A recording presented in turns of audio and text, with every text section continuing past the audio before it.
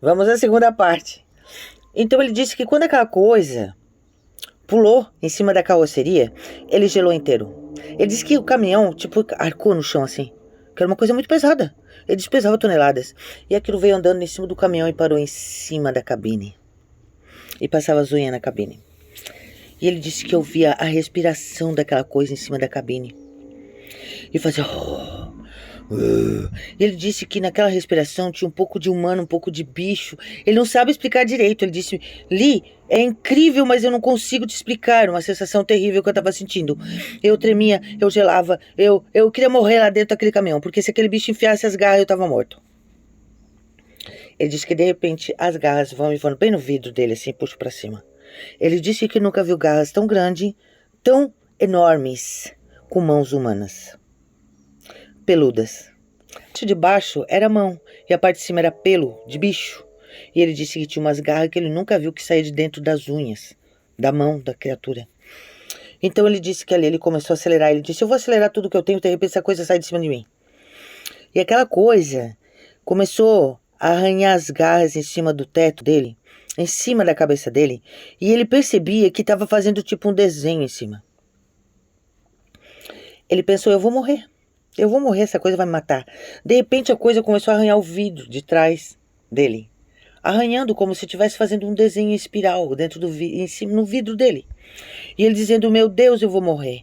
Deus, me ajude. Ele clamava assim, Senhor, me ajude, me tira daqui, eu tenho que ajudar minha filha a fazer medicina. Eu só tenho ela e não tem mais ninguém. Ajuda eu, meu Senhor.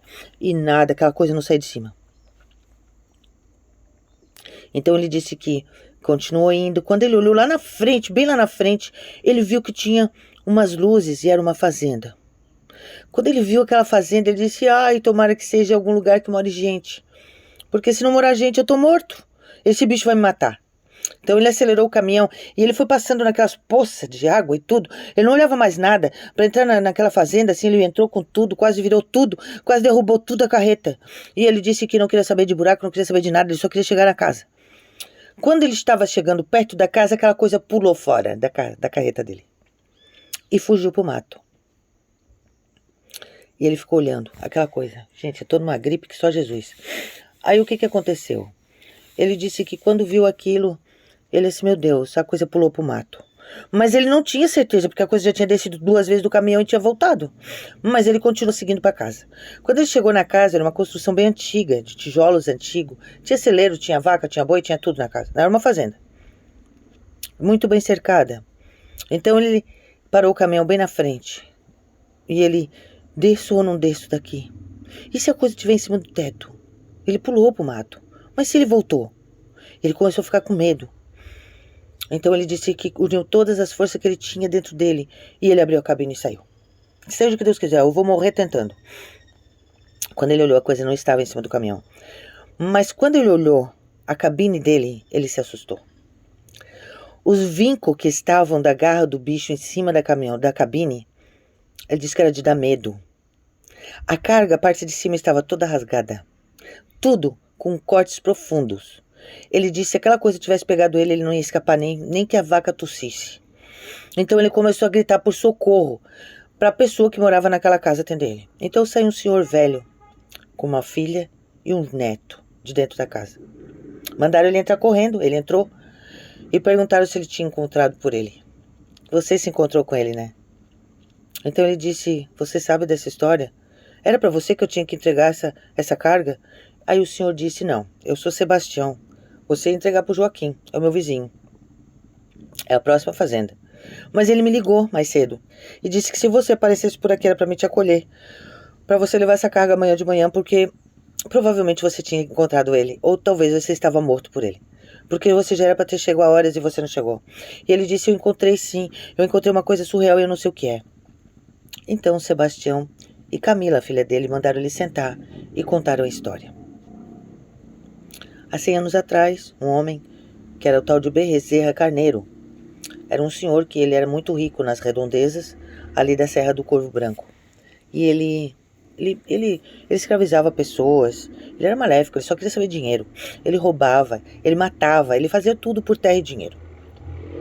E um dia, ele vindo de uma chacina que ele tinha feito, e voltando, né, com muita grana, muito ouro em cima da carroça dele, foi feita uma emboscada com ele. E nessa emboscada ele teve duas opções. Ou ele morreria, ou ele se tornaria besta e viveria. E ele escolheu ser a besta. Então de lá pra cá, de tempos em tempos, ele ataca as pessoas e mata. Não fica um vivo quando ele chega perto. Eles não conseguiram entender como eles deixaram o João vivo. Não conseguiram entender como que o João saiu ileso dessa história.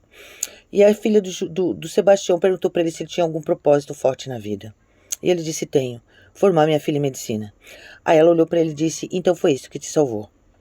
Porque ele mata as pessoas que têm coração ruim, as pessoas que são solitárias, aqueles que não têm mais objetivo nenhum na vida, aqueles caminhoneiros que estão viajando por viajar e que são infelizes no seu casamento, na sua família, em tudo.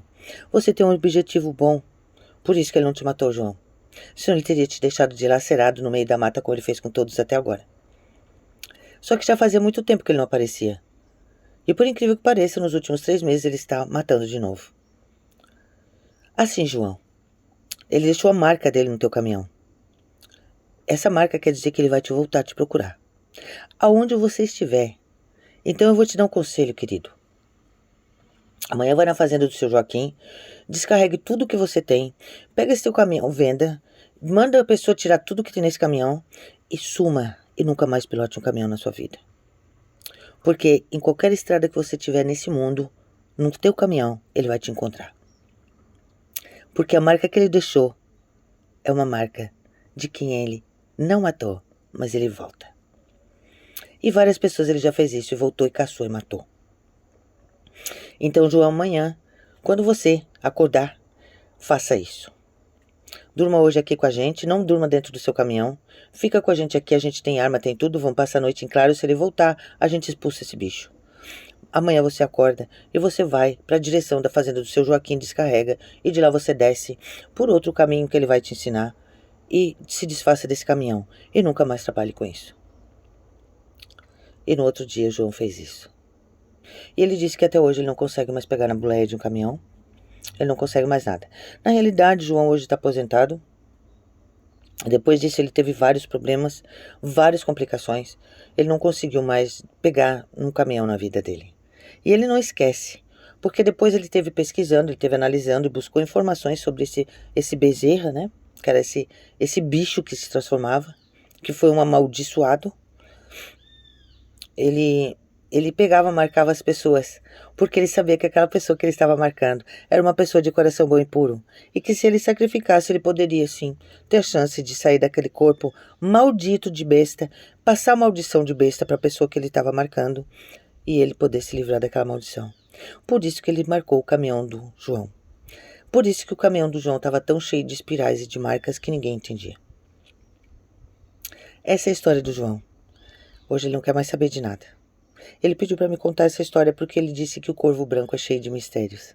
Para você que viaja na noite do Corvo Branco, cuidado com a curva do enforcado. Cuidado com os mistérios do Corvo Branco. Aquela serra tem coisa do Arco da Velha que eu já li e já contei.